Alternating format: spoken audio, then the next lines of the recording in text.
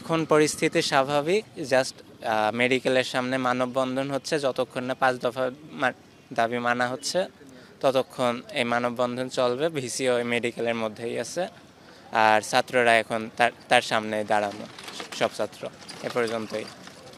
সর্বশেষ পরিস্থিতি হচ্ছে আমাদের ভিসি এখন মেডিকেলে আছে, আমরা একটা মানববন্ধন দিছি, আমাদের ছাত্ররা এখন মেডিকেলের সামনে সবাই জড়ো হবে এবং আমাদের 5 দফা দাবি না মানা পর্যন্ত আমরা এই কার্যক্রম চালিয়ে যাব। হ্যাঁ, এটা তো আছে। আর যারা এই ধরনের কার্যক্রমে আছে তাদের অবশ্যই বহিষ্কার চাই আমরা, এবং যারা আহত হয়েছে তাদের চিকিৎসার দায়িত্ব যেন নেওয়া হয়, প্লাস ভিসি প্রভিসি এদের পদত্যাগ তো আমরা চাই। নিজের নিরাপত্তা স্টুডেন্টরা দাবি করেছিল যে তাদের জন্য নিরাপত্তা দেওয়া হয়, বিশেষ করে রাতের বেলাটায়। তো আমরা সেই জন্য আমাদের যথেষ্ট পরিমাণে ফোর্স মোতায়েন ছিল অত্র এলাকাতে।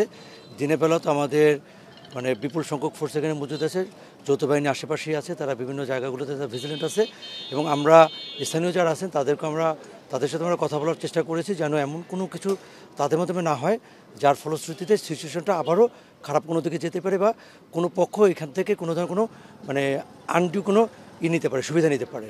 তো আমরা কারণ এরকম একটা ঘটনার ক্ষেত্রে আসলে সার্বিক সবার সাথে কথা বলা দরকার যেন সিচুয়েশনটাকে একটা স্থিতিশীল পর্যায়ে রাখা যায়। কারণ একদিকে আমার স্টুডেন্টরা আর একদিকে স্থানীয়রা, তো এটা একটা বোঝেনি। তো আর এটা একটা এই ধরনের সিচুয়েশন গতকালকে দেখছেন যে সারা বাংলাদেশে এটা নিয়ে একটা বিভিন্ন জায়গায় ইস্যু তৈরি হয়েছে, বিভিন্ন রকমের মিছিল, পাল্টা মিছিল হয়েছে। তো আমরা চাই না যে এই পরিস্থিতিটা এইখান থেকে নতুন করে আবার কোনো কিছু শুরু হোক। না, আমরা কোনো এরকম একটা ঘটনার পরে আসলে শিথিলভাবে দেখার কোনো সুযোগ নেই আমাদের পক্ষে।